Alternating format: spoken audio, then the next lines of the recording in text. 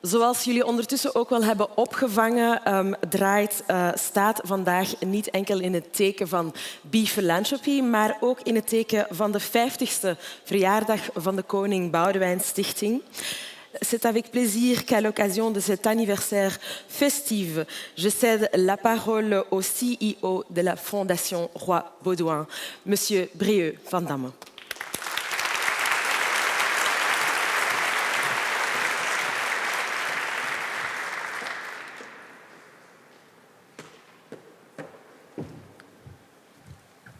Good afternoon, everyone, and thank you, Eva, for hosting this event.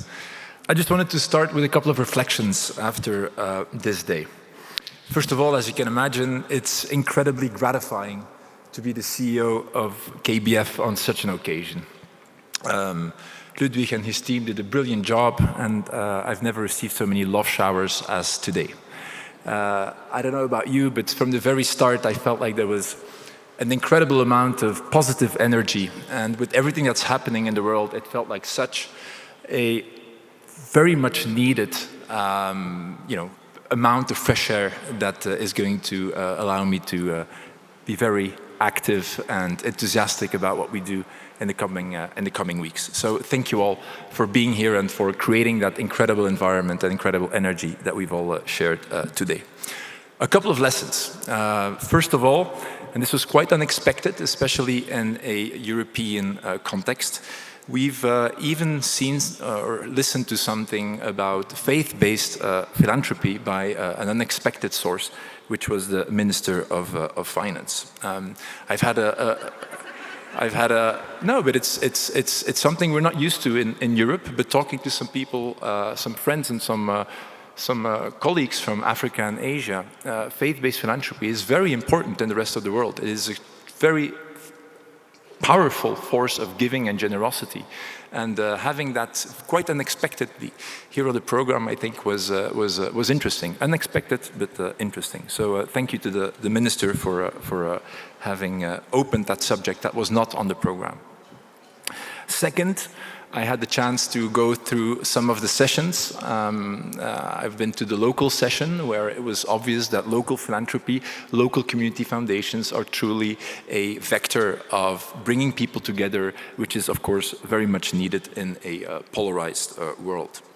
Another lesson I take away, talking with Average Rob, which most Flemish people here in the room will know, he wants to start something that he would call, it's a working title, but he would call influencing for good. How can influencers use the reach that they have, the platforms that they have, to try to, very cheaply convey positive change? Also very refreshing. Another thing I take with me is during the session on enterprise foundations. So basically, companies, big companies, think IKEA, think La Caixa, think Walmart and other big companies that are actually owned and managed by foundations. And there was a truly interesting graph that showed that on all metrics, shareholder value, ESG targets, employee well-being, companies owned and managed by foundations actually outperformed the benchmark, the control group, which is something I did not know and I thought was quite interesting. So something we should dig deeper into. I went to the session on AI and philanthropy as well. And what I think I realized is how important it will be to fund civic society organizations that can actually counterbalance the power of big tech in shaping the legislation in Europe and elsewhere. I think if we miss that boat, we could be in serious trouble and actually destructing the very fabric that makes philanthropy possible. So a call to everyone, including KBF, and we have done this in the past, to continue to fund those civic society organizations to counterbalance big tech power and have legislation that is truly going to empower people and not destruct the social fabric of our societies. Another, yes, it's important, thank you.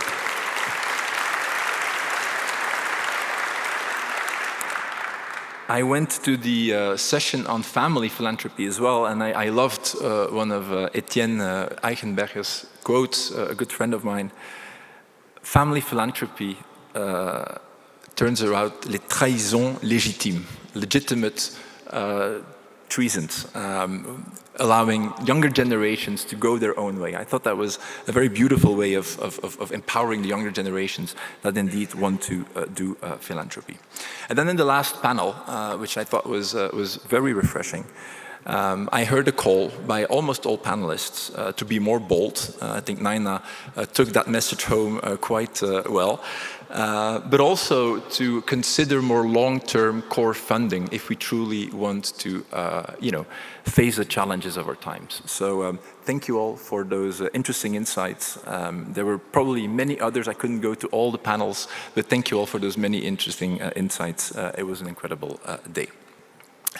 And then, of course, we started today with some plenary sessions.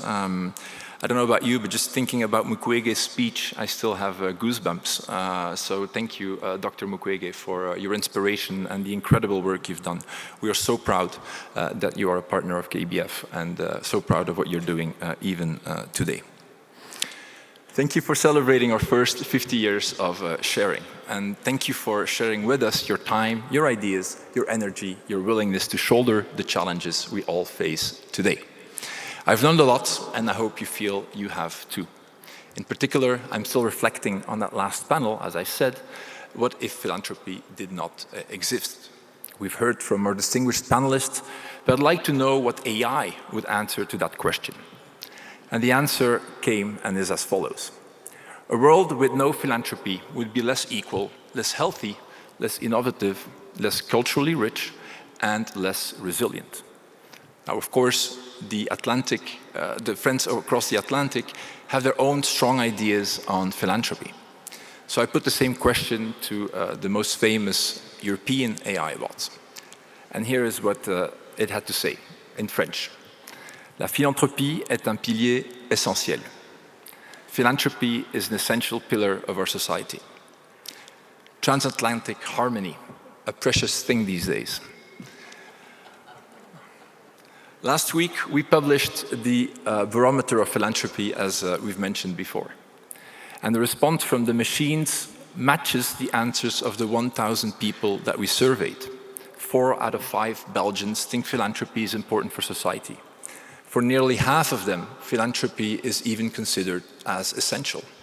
Our barometer also showed that the generosity of Belgians continues to rise, despite a succession of crises, the impact that those crises have had on their purchasing power, and the less generous fiscal regime. My conclusion, in an increasingly turbulent world, philanthropy is a beacon of stability and trust, an unwavering force that manages to transform people's goodness into solidarity and societal impact. There's room for improvement, absolutely. But this is a very important message in these turbulent times. Philanthropy provides hope and perspective. Nevertheless, we must not become complacent, and that was also very clear in the last panel, I believe. Philanthropy is indeed increasingly being politicized by governments, and we see some of my colleagues in the US are having a really, really hard time to do their job because they're on constant intimidation and scrutiny by the government. But also, and that's the other side of the coin, also by wealthy individuals who do not necessarily see philanthropy as a selfless act of charity, but as a tool to push a particular worldview. A worldview based not on inclusion, but on exclusion. A vicious cycle could thus see the light. As philanthropy is being weaponized, it will come under increasing scrutiny by governments and become less of a safe and free space for all. And that is truly the essence of philanthropy, as the previous panel has also said. We've had a chance today to share our worries on that, but I'm still going home energized and hopeful. Here's why. First, there are things we can do to break that vicious cycle. And second, when we really listen to what philanthropy means, it is so much part of what makes us human that surely it is indestructible. So I'll start with the first. What can we do to break that cycle? At KBF, one way we've responded to the new reality is to subject our actions to an even greater degree of scrutiny. That's why last year we set up an ethical committee where when we face so many outside pressures, we want to stay true to our fundamental values as an independent and pluralistic foundation. In the ethical committee, brilliant, trained minds untangle those complex problems and help us steer a steady course between conflicting demands. Posing as philanthropists, we're seeing powerful actors pursuing divisive social and political goals. We see revivals of nationalistic, racist, or bigoted agendas. That's why we're not just sitting at home and defending our own pluralistic vision, but actively going out to counter polarization in society. And we have indeed funded some of those civic society organizations quite successfully in shaping that European tech legislation.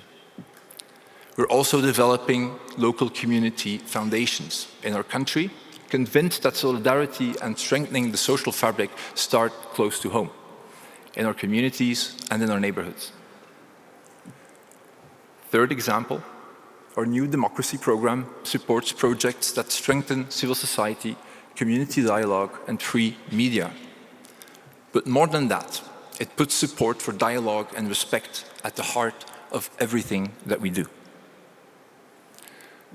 I'll give you one more example. Look at what More in Common is doing, a French NGO.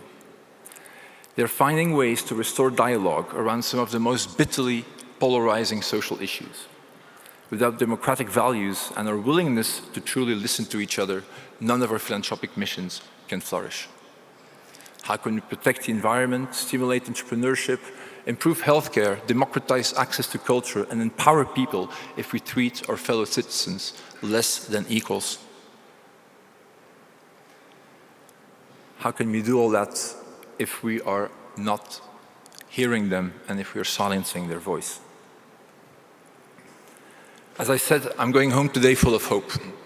That's because I see what we as philanthropists can do and are doing every day.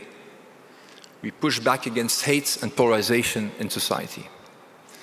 That's because I see what we can do to put a halt on the weaponization of philanthropy by doing those things, and you probably have many other ideas to do so. I'm also hopeful because I believe that philanthropy, the simple love of humanity, the caritas that the minister was talking about, is so rooted in people that it cannot die. There's a view that conflict is innate in human nature, that to survive, we need to keep the other guy down or even out. It's a historical view that seems alive and well today, unfortunately. Yet our sciences, from archaeology to neurology to zoology, are amassing even more evidence that philanthropy is not just some nice to have, something we can enjoy once we're done bashing our neighbors. In fact, working for the common good, even at a cost to ourselves, does not seem to be a choice our species have. It is hardwired in us. It's the way we're made and what allowed us to flourish. And so as long as humanity exists, then love for humanity will surely be part of us. I've mentioned our latest barometer here in Belgium, which shows that giving and the desire to give are thriving despite everything. Our partners in the global giving network Myriad will tell you the same story. And this is not a monopoly of people living in safety and comfort. We heard this morning, come the goosebumps. We heard this morning from our guest of honor, Dr. Mukwege, how he does that in the global south in incredibly difficult conditions. At Panzi Hospital, people come together to help others, even amid the horrors. So our challenge as philanthropy professionals today is not, and I conclude, to create a desire to give to others. We won't, as Voltaire might have said, have to invent philanthropy again if it ceases to exist. Today, we can celebrate that philanthropy is simply universal. Our task is to encourage it, to harvest it, and to steer it to the benefit of everyone, not just a few. At KBF, we're celebrating our half-century by driving home the message that everyone can be a philanthropist, and probably almost everybody is a philanthropist. It's not just about money. The smallest gesture can be an act of love for another. That is what philanthropy is all about. By making our tools available to everyone, we amplify that reflex for generosity, the way we aim to help our donors and grantees make the world a better place, as they have over the last 50 years. Do that, and we create a virtuous cycle, helping people come together again, helping people to see beyond their differences and to embrace their common humanity. At KBF, and everybody here, I think, we all look forward to the next half-century. We can now leave today with some confidence that we do have effective responses to the challenges we face, and confidence that philanthropy is not dead, and that it will live as long as humanity. I thank you.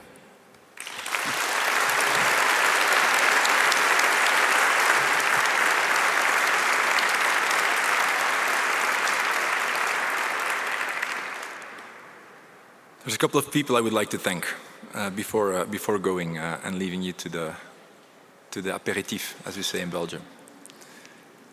First of all, of course, our Queen for her commitment to KBF. As our honorary chairwoman, she is very much involved. Every year, she wants to meet the staff, hear what we do, and every time we ask her to be present and honor a meeting with her, she is willing to do so. So huge thanks to Her Majesty the Queen. I also want to thank my two predecessors. I'm only the third CEO of KBF, and I'm only standing on the shoulders of giants. So I want to thank the late Michel Didesheim, Luc Taillard de Borms, and also Dominique Allard, who's played a huge role in making KBF what it is today. Thank you, guys.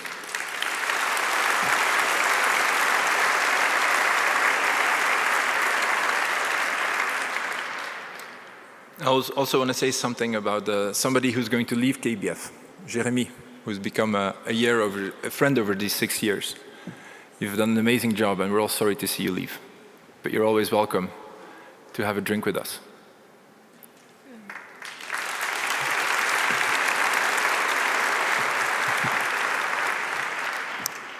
I want to thank Ludwig.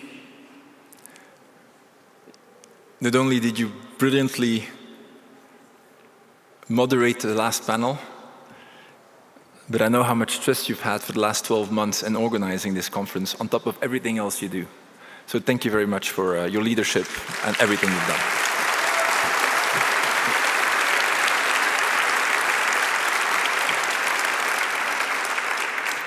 We're only as strong as our teams, and so I want to thank Ludwig's team as well. There's too many people to thank, nominally, but I want to try and thank a couple of people, though. First of all, the people who were responsible for the program, Anne de Brieuc and Nicolas Basteny. Please give them a round of applause.